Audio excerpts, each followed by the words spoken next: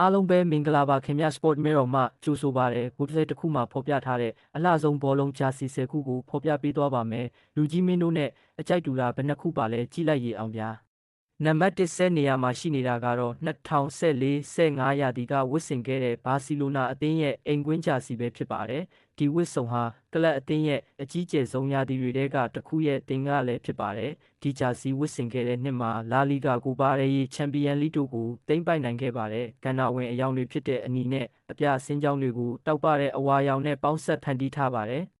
နံပါတ်9ပြင်သစ်တတိယတန်းကလပ်တစ်ခုကစတိုင်ကြဆုံးဝစ်စုံတွေကတစ်ခုကိုထုတ်ဖော်ပြသနိုင်လိမ့်မယ်လို့ဘယ်သူထင်မှာပါလဲ Brussels ကတော့ကပ်ဖက်ရဲ့ဖန်တီးမှုနဲ့ဒါကိုလှုပ်ဆောင်ပြခဲ့ပါပြီ။တော်ဝင်အပြရောင်ကိုရွှေနဲ့ဖောက်ထားမှုကပြင်သစ်အငွေသက်ကိုပေါ်လွင်စေပါတယ်။ Chadu de Brussels ရဲ့ပါကီကျန်းကင်းတွေကိုဂုံပြူထုတ်လုပ်ထားခြင်းလို့သိရပါတယ်။နံပါတ်8နေရာမှာရှိနေတာကတော့2005-2006ရာသီအာဆင်နယ်အသင်းရဲ့အိမ်ကွင်းဂျာစီပဲဖြစ်ပါတယ်။ထူးခြားမှုအဖြစ်အဖြူရောင်လက်နဲ့ပုံမှန်အနီရောင်အစားအနီရင်းရောင်ကိုပြောင်းလဲခဲ့ပါတယ်။ Thierry Henry Dennis Bergkamp နဲ့ Robin van Persie လိုကဏ္ဍဝင်ကစားသမားတွေအားလုံးဒီအလှတရားမှာတောက်ပခဲ့ကြပါတယ်။နံပါတ်9အဖြစ်ယူရို2024မှာဝစ်ဆင်ခဲ့တဲ့ဂျာမနီအသင်းရဲ့ဂျာစီကိုဖော်ပြထားပါတယ်။ခင်မီတဲ့ကဏ္ဍဝင်လို့တင်စားရလောက်အောင်အဖြူရောင်အောက်ခံမှာထူးခြားတဲ့ပုံစံနဲ့အလံတော်ရဲ့အယောင်တွေကိုရောရှက်ထားပါတယ်။နံပါတ်6မှာတာ2025-26ရာသီဖီအိုရင်တီနာရဲ့အိမ်ကွင်းဂျာစီရှိနေပါတယ်။1999-2000ရာသီကဝစ်ဆင်ခဲ့တဲ့ဒီဇိုင်းကိုပြန်လည်ဂုဏ်ပြုထုတ်လုပ်ထားတာပါ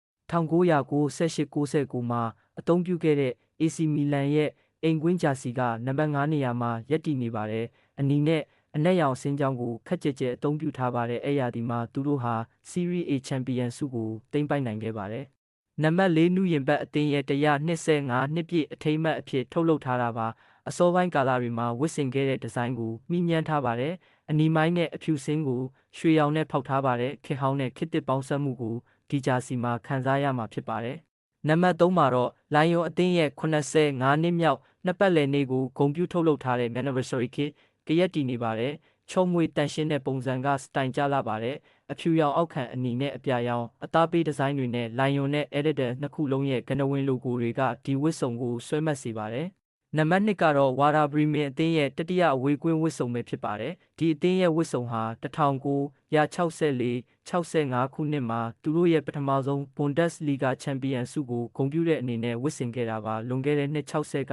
ဂျာစီပါ။စရင်ထိတ်ဆုံးမှာရပ်တည်နေတာကတော့ရှော့ကေးအသင်းရဲ့1998-99အိမ်ကွင်းဝစ်စုံမှာ90ခုနှစ်များက Editor ဒီဇိုင်းဖြစ်ပြီးကော်လာပကုံးအစင်းကြောင်းတွေနဲ့ကြည်လင်တဲ့အဖြူရောင်အသေးစိတ်အချက်လက်တွေပါဝင်ပါတယ်။ဒီဝစ်စုံဟာ90ခုနှစ်နောက်ပိုင်းရဲ့ထူးခြားတဲ့ဘောလုံးအငွေသက်ကိုကိုစားပြုနေစေပဲဖြစ်ပါတယ်